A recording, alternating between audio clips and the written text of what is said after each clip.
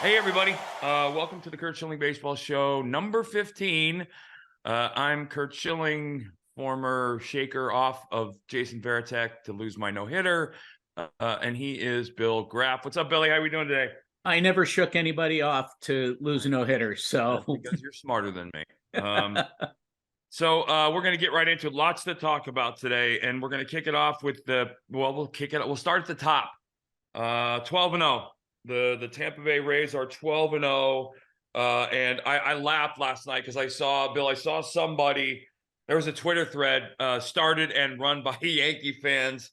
Who's the Russo Mad Dog guy? Mad Dog, yeah. Yeah, he was talking about, I don't buy in, blah, blah, blah, because they played bad teams.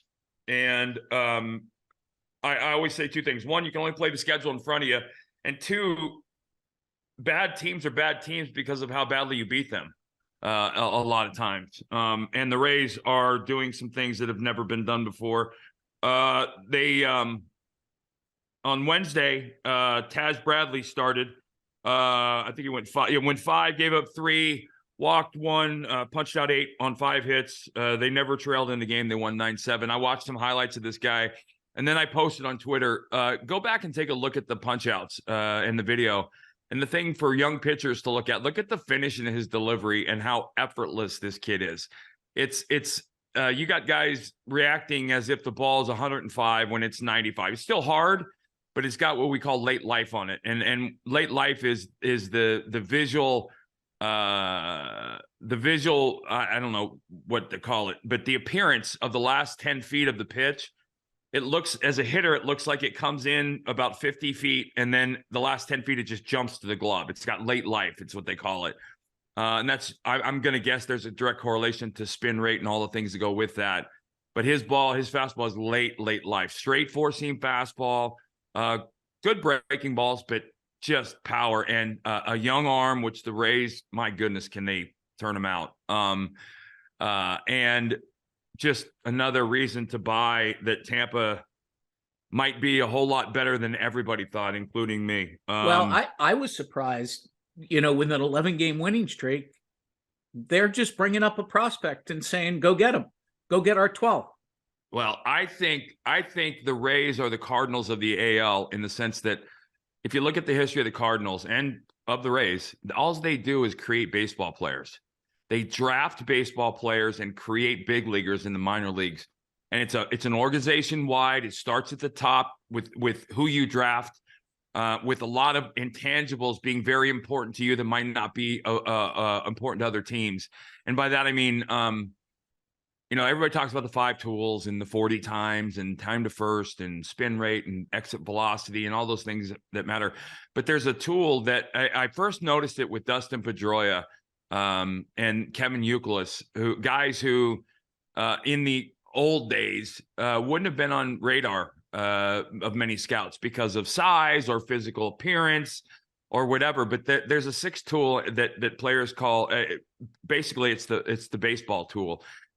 Some guys are born to play this game, whether that they look at physically or appear, they just are baseball players. They have an insane baseball IQ.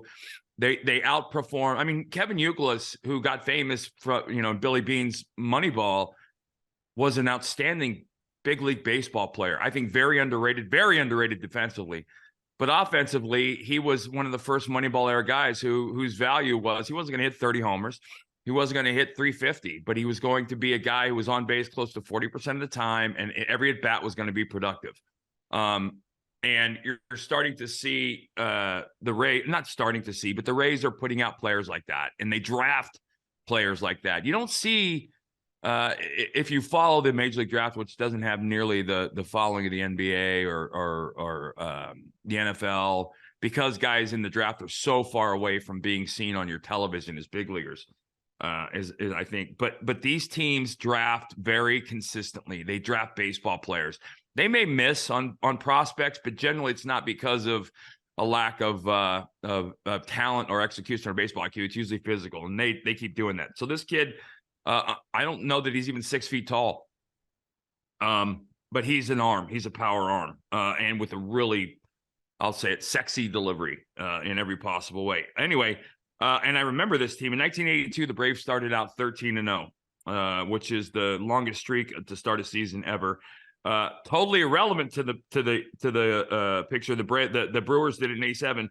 Braves and Brewers both. Braves got swept in the NLCS, and the Brewers missed the playoffs, which means nothing. But there's that for all you guys who are looking at gambling and betting. I did not know this, and Bill, thank you for pointing this out. As of Tuesday, the Tampa Bay Rays had 29 home runs as a team and had allowed 20 runs total. That's some otherworldly right there. That is off the charts crazy. It is the largest differential in Major League Baseball history at any point in any season in Major League history. They've hit more home runs and given up fewer runs through 12 games than any team in the history of the game during any run of 12 games. That's absurd. It's crazy. It's ridiculous. Especially at a time and place where the feel is that they're trying to put more offense into the game. I pointed this one out to you. So that the story in that Boston Jays game that just hurts you as a fan. Oh, the Boston pitcher Zach Kelly, who's undrafted, signed a $500 signing bonus in 2017. So this is a kid that played Division II baseball, totally off the radar. And in the fifth inning, hurts his elbow for the second time, tears in his eyes. Let me put some context to this story for those of you that are marginal fans and don't get in depth, or for you Red Sox fans who don't understand what's behind all this. When guys get drafted, for the most part, it used to be, and it probably to some degree still is, there is a hierarchy in the minor leagues. Your coaching one-on-one time, your allowances for leeway for good and bad performance, for slumps or whatnot, is almost directly correlated to the round you're drafted in and the money you're given to sign. That is to say, a guy like Zach Kelly, if he gets to the big leagues, he does it 100% on his own without any help or any boost, because he's drafted as and I don't mean this in a demeaning way. It's going to sound that way, but players know what I'm talking about. He's drafted as kind of no risk. He's a late round pick. If he was undrafted, he walked on. Right. But I'm saying, so there's the late round pick that is, if he makes it, it's no risk to us.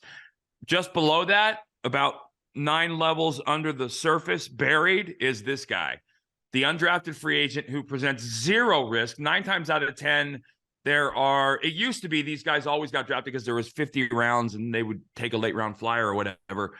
But guys like this earn every single thing they're given. And that's not to say that anybody in the big leagues doesn't earn it, but this is the hardest road to hoe, because nobody is sitting in a room when they're doing the players meetings in spring training saying, hey, this undrafted guy, I really think we got to stick with him. And that's not how it goes until you get on their radar. He's in the big leagues. Not only is he in the big leagues, but he's in a middle rotation spot. And by that, our middle pitching staff spot. The pitching staff has 2 ends. The front end are the guys that you trust to give the ball to start the game. And the back end are the 2 or 3 guys, used to be the 2 or 3 guys, maybe 2 guys who you trust with the high leverage late inning situations. It's changed a little bit in that the middle of the pitching staff now is taking on more leverage, higher leverage innings. But still, you work from the center out for the most part. When you get called up to the big leagues, you're in the middle of a bullpen and you work your way out of the middle. The middle is kind of where your 10th, 11th, and 12th pitchers will sit. And if they're good, they'll work their way to the front of the game or the back of the game. He was clearly, only 5 innings, but you go on what you have. He clearly has the ability to pitch higher leverage innings at the beginning or the end of a game. He had a UCL injury before, and this is where it's hard to explain the hundreds to thousands of hours that you spend alone rehabbing an injury in some dark place. Are unexplainable, inexplainable. Those hundreds and thousands of hours are the reason why a lot of people retire. I don't know if you're hockey fans at all, but Patrice Bergeron of the Boston Bruins is having a stellar year for the greatest single season in a franchise history and NHL history. And there's a lot of talk around the fact he may retire, and people are like, David Ortiz, when he retired, same way, went out with a monster year. It's all the hours you don't see that generate the retirement talk from the 2 hours that you do see, because there's thousands of more hours behind the scenes that you don't see that involve the pre-dawn wake up in the wintertime, 2 weeks after the season ended, to start getting ready for the next season, and all the things that go with that. You added a UCL injury, which generally is an injury where you wonder if you're ever going to pitch again.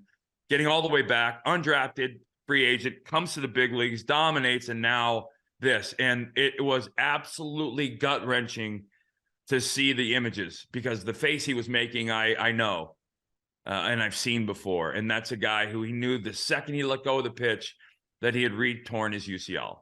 And the things going through your head are, oh my God, I've got to start all over again. And just hate seeing that. And one of the few bright spots, along with Devers for the Red Sox this year, just hate to see that. So thoughts and prayers to Zach, and hopefully he'll find the mental wherewithal to get through this again and come back, because this is the classic case of bad things happening to what I believe to be good people. So, and then moving on from the sad story to, so I had a friend, Bill, text me the other day. Excuse me. He said, here's a question. Is Shohei Ohtani a better pitcher or a better hitter? And my reply was yes, with like 5 periods after it. Yes. Yeah. Again, you're seeing things that you've never seen before. I don't think the game has ever seen before. Again, as of Tuesday, in which he pitched 7 shutout innings, he was 2-0 with a 0.47, 24 punch outs in 19 innings. He said, and rightly so, he's walked 12, which is a very, very, very high amount for 24 innings. But when guys can't hit and make solid contact, that happens. It lines him up to be a guy who potentially is going to toss a couple no-hitters. We talked last show about it being effectively wild, and that is exactly what that is. The thing that I will generally call bullshit, but that I believe 100% in this case, you'll see guys, Bill, you said to me before, when we were talking before, that, he legitimately throws 7 pitches. He does. And that makes him an absolute double freak of nature. You don't do it. You just can't do it. People can't. There are certain people. This is almost like the child prodigy who sits in front of the piano and plays Bach the first time they touch the keys. There are certain very few guys who have a touch and feel that other people don't. And when I'm coaching young pitchers, I'm always talking about paring down your pitch selection repertoire to manage 3 or 4 pitches that you can control. He's got 7. He commands all 7. The only guy I can ever remember seeing with more than 2 or 3 ultimate wipeout pitches, 2 guys, Pedro Martinez and Eric Gagne when he was closing for the Dodgers. But you got a sweeper, which I'm assuming is his horizontal slider, 4-seamer, sinker, cutter, slider, splitter, and curveball. He's hitting 300 with 3 bombs and 8 RBIs. And I think most importantly, Bill, honestly, the most important thing about the whole note is that the Angels are 6-5 and possibly relevant. Yeah. 2 best players in the world, because I can't even fathom what the talk is going to be if the Angels are out of it at the trade deadline. What would you give up? Yeah. What do you as the Dodgers, if you're going to sign him this winter, do you risk letting another team trade for him and then convince him to go there like the Yankees? And if they do trade him, what's the package like for Shohei Ohtani? For 6 months, assuming you can sign him. For 3 months. 3 months. For 3 months, what do you give? Because you're getting a number 1 and a number 3 hitter. Number 1 pitcher and a number 3, a legit ace and a legit middle of the bat, dominant, power, average guy. I mean, I don't know. I don't see how. Well, I guess, you know what? I'll say this. When you look at free agents and where they sign, you can tell a lot about a player by their motivations. If he re-signs in Anaheim, to me, if they fail this year and they're miserable, if he re-signs in Anaheim, he's a guy who's winning a World Series is not his number 1 priority. Or, with rare exception. If he doesn't, then you can imagine, I think it is, because the money's going to be laughable. I mean, I think we're talking definitely over our first $500 million contract, which is just, to even say that is awesome. Crazy. So interesting. Go ahead. My theory in looking at a lot of the stats is we don't have guys really popping. So I gave you a list of players here who have 5 home runs and 10 RBIs so far. And, I was going to say, Bill, this is not a metric driven group of people or list, but it's notable. We're 10 to 14 games into the season. Yeah. And there are 6 guys, 6 in the big leagues. Think about the rule changes and the fact that everybody feels like and thinks like the rules are all intended to get more offense in the game. 6 guys in the big leagues, we'll say through a dozen games, have 5 plus home runs and 10 plus RBIs. 6 guys. You got Alonso with the Mets, 6 home runs, 12 RBIs, who are starting to. The Mets are going to be where they're supposed to be at the end of the season. I really believe that. Yeah, they are. Buck Showalter's team, I think, will overperform. If anything, Scherzer, Verlander being healthy is going to be a big piece of that, but it's not going to be all encompassing for them. I think they're going to be able to hit their way through some pitching issues and pitch their way through some hitting issues, which everybody has. The Pirates, it pains me to talk about the Pirates because I grew up a Pirate fan and what they've done to that franchise is embarrassing. But Brian Reynolds is 5 bombs and 14 RBIs. Ryan Mountcastle, another of the plethora of Oriole prospects, by the way, which we've seen another one of my favorites, get called up. We'll talk about that in a minute. He has 5 home runs and 18 RBIs. On Tuesday, he had 2 bombs and 9 RBIs. The Orioles are winning and having fun. That division, I think, might be fascinating to watch because without the schedule leaning towards playing each other 18 times, you could have 4 teams from that division make the playoffs. You could. And make it by a wide margin. With the Orioles being one. Orioles, Blue Jays, Yankees, and the Rays. Mountcastle, 5 and 18. Luis Roberts of the White Sox, 5 home runs, 11 RBIs. The problem is after Dylan Cease, the mound, which again, Lynn and Giolito have given up 19 in 19 innings. The bullpen's been shaky without Hendricks. I think, what's the term they use? Revert to the mean. I think the Sox will revert to. I think they'll be the Sox, which means I think they'll be okay as the season because Giolito and Lynn. Lynn is just consistent. Lance has always been a consistent guy, and I'm not expecting him to go 22-4, but I certainly am not expecting him to go 4-18. So a Lance Lynn season, he'll be 15-10 with a 3.8, but he'll give you a ton of innings and be consistent with that offense. That should be enough. Max Muncy hit 2 homers on Wednesday. He's got 5 and 14, and Rafael Devers 5 and 12 with the Red Sox. Your question, this seems low to me. Off the cuff, this is my old school without looking at the numbers. I would say that's absurdly low. But it might not be. But I can just remember so many years where guys would start out through the first week and they'd have 10 home runs mid-April. We're not seeing that right now. I think, and we're going to talk about this next week. I think next week's the first week we should take a little bit of a deep dive into the changes, the rule changes and impact. We're going to talk about it at the end of the show. But the shift is probably the big one, and stolen bases, which I think are big. Billy, Luis Arraez of the Marlins. I said when the move happened this winter, there are certain numbers, certain guys whose metrics aren't lying. 100 and he's got over 1,600 career plate appearances. He has about 130 career punch outs. That's April for a guy like Pete Alonso. He's legit. He's hitting 537. Tuesday, I think he dropped a little yesterday, but as of airtime, he's right. He's over 500. He hit for the cycle Tuesday, which was, and the Marlins were the only team without one, which is kind of surprising considering who's been in that organization.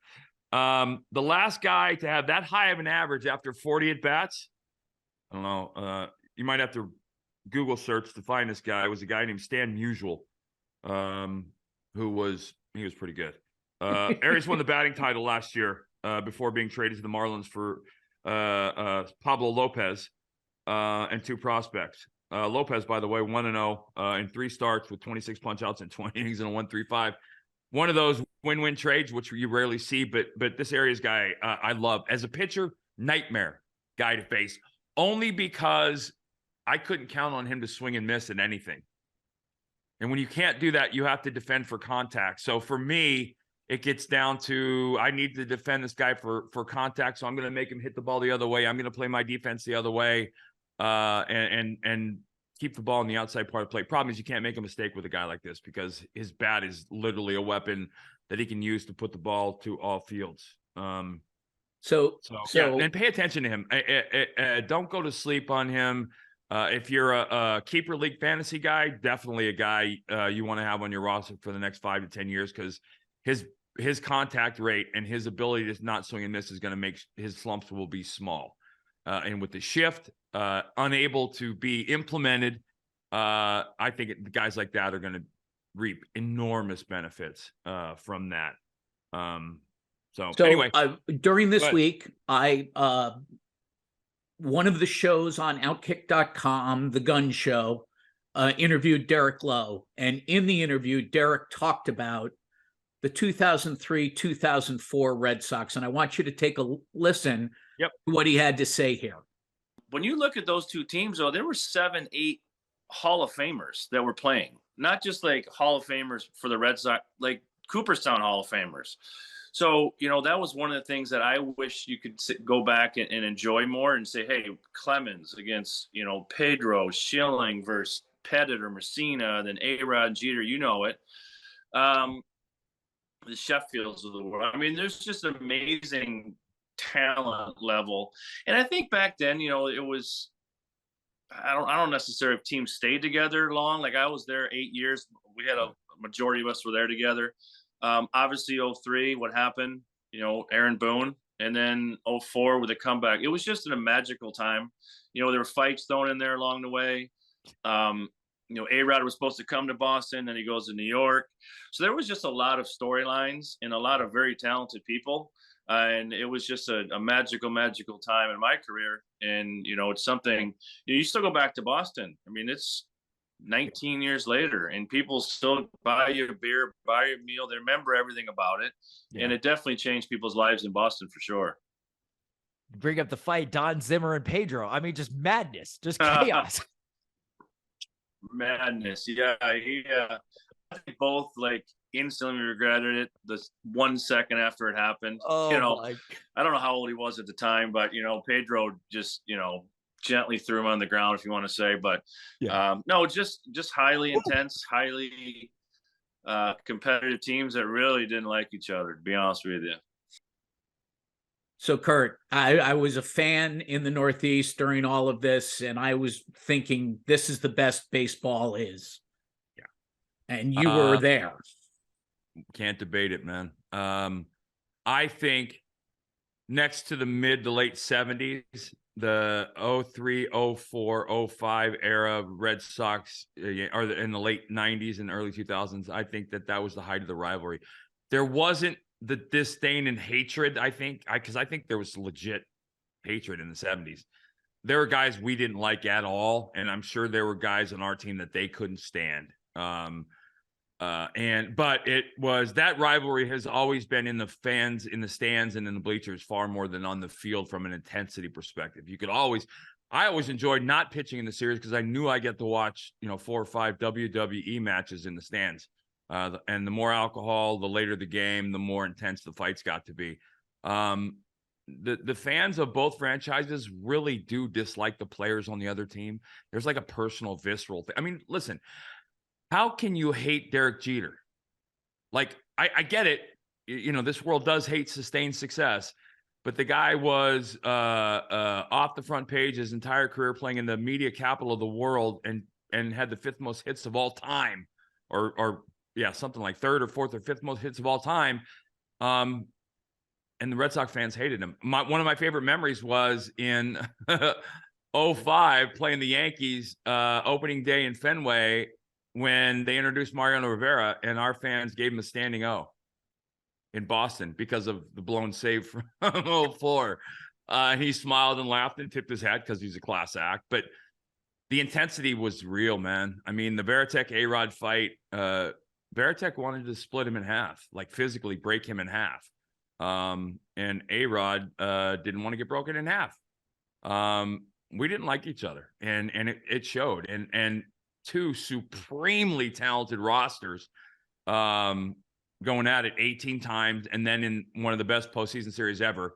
And that's why I always say, Bill, the one thing I've always had and will always have on Yankee fans is they will always be fans of the team who had the biggest choke in Boston speak ever, no matter what they win. So I'm all right with that. Yankee fans have by the way, after our retiring, the largest contingent of baseball fans on the planet that have reached out to me telling me, I hated you as a player, I love you as a person, have been Yankee fans, which is awesome because in 2004 in that series, did you start 2 or 3 games? I started the first game. Yep. And got my butt kicked, and then I started game 6. Which was the Bloody Sock game, the first Bloody Sock game. And that was that was just, and remember, those games were 3 and 4 hours long. Oh, absolutely. And all of New England was having sick days because of, I mean, that whole postseason was, and hey, you know what? Remind me next episode or an episode coming up, I'll tell you about the wives' fight that propelled us to win 8 in a row in the postseason. Oh, that's getting written down right now. That is absolutely fight in the wives' room that propelled us to win 8 straight. We're going to have to do that Monday because yes. We're coming back. And I'm with D. And by the way, guys, one of my favorite moments ever of '04 was standing in the outfield the day after the playoff roster had been named, and Derek Lowe was pissed because he wasn't in the rotation. He wasn't going to be starting in the series, or he wasn't going to get the ball. And I remember talking to him and saying to him, listen, dude, you're on the roster, and at some point you're going to have to make a pitch to help us win a game. Turns out he pitched all 3 clinchers, which was awesome and well-deserved. He had a really rough year. There were, stuff going on and off the field for him. Phenomenal. I love him to death, and always loved him as a teammate. But he clutched up in the biggest way possible at the biggest time possible, and could have been, I think, him and Folk, Mark Bellhorn, Billy Miller were the MVPs of that offseason or that postseason. They should have all been in on an MVP award. But that was he was a special guy who played a long time and was very talented. So that'll about do it for topics. We got questions this week. I got a couple things I want to bring up here before we get out of here. One, Jordan Walker, he's up to 12-game hit streak out of the start of the season. What's stopping him? Nothing. No. So you always hear people talking, the league's going to catch up. And it generally does catch up. That doesn't mean that the numbers are going to go down. It just means that the league's going to catch up and learn him. For the most part, there's already a book on the guy. But getting to the big leagues changes things for guys. And so after April, you'll start to see some adjustments. You'll start to see them now, but more importantly, or more intently after the first month, when the advanced scouts have had a chance to see him face all kinds of pitching and all the things that go with that. The league will adjust, but guys like him, I believe, he'll adjust with it. I think he's that good. I think he's legit. And again, the Cardinals just continue to spew out baseball players and good ones from their minor league system. All right. So this is entirely a fan thing, and it's a bunch of fans. There's no name to put to this, but debates going on all over the place. Our boss, Gary, and I had a long discussion about this, and so I bring it up. Last night's A's game, Wednesday night's A's game, Uris Familia came on late in the game, in the 7th, pitched 2/3 of an inning, gives up 2 runs. The game gets tied at 4. In the bottom half of the inning, they score 4 runs, go up 8-4.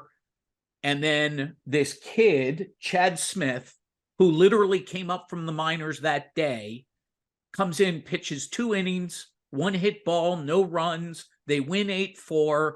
The official scorer gives the win to Chad Smith and gives nothing to Yours Familia. Traditionally, Yours Familia was the pitcher of record when they took the lead. Smith would have gotten a save. The official scorer said, no, you throw 2/3 of an inning and give up 2 runs. We're not giving you anything. How do you feel about that?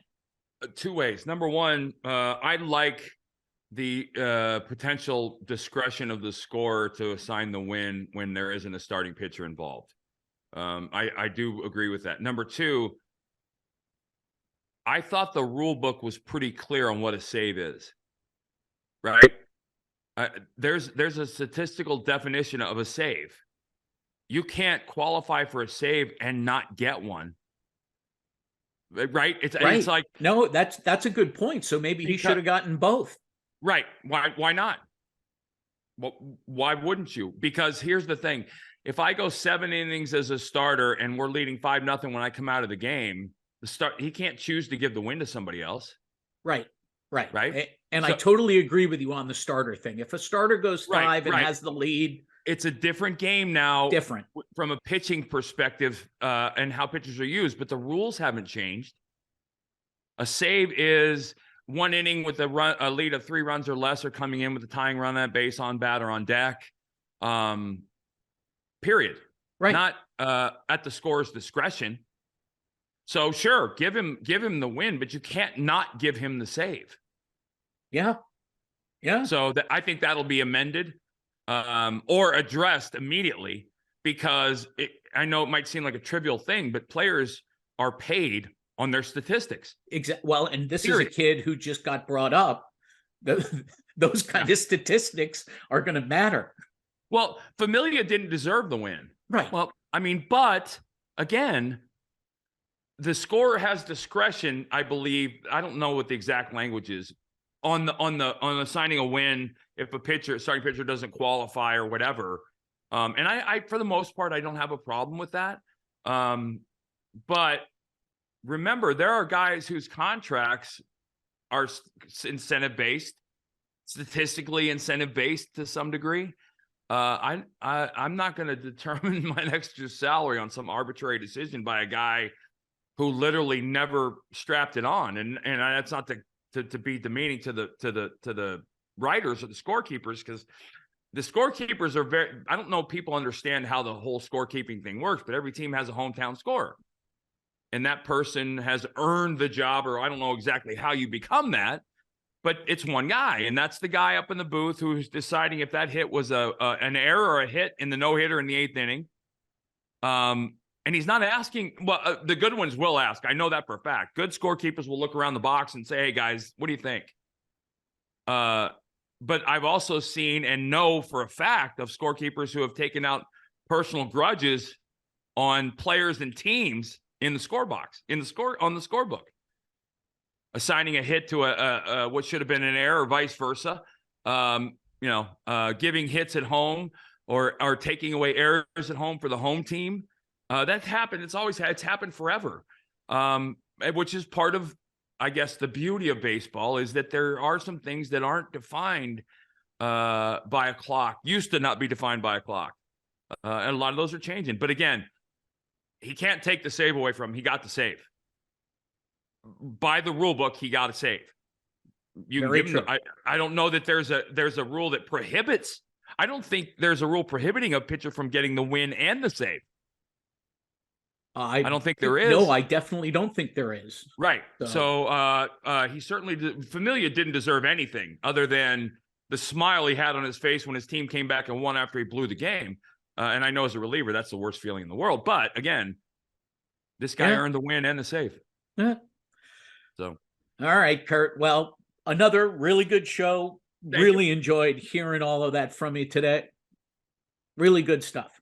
Outkick.com, folks. Outkick.com. Go to up in the upper right corner, check for shows. Curt Schilling baseball shows down there. There's usually a link on the front page on the day that the show airs for you to go directly there. It's on Spotify now. So check it out, Curt Schilling Baseball Show. Bill, have a wonderful weekend. Quick note, Nashville Predators play tonight at home with their final season game. My new Marine is going to be the hero on ice tonight. So he will be recognized. Congratulations. That's awesome. Yeah, the little bastard hasn't even finished combat infantry school and he's already getting recognized. So I don't know. Well, you enjoy the hockey game. Yeah, so we're excited for that. But you have a wonderful weekend, Bill, and we'll catch up on Monday next week, and maybe the Rays will still be unbeaten.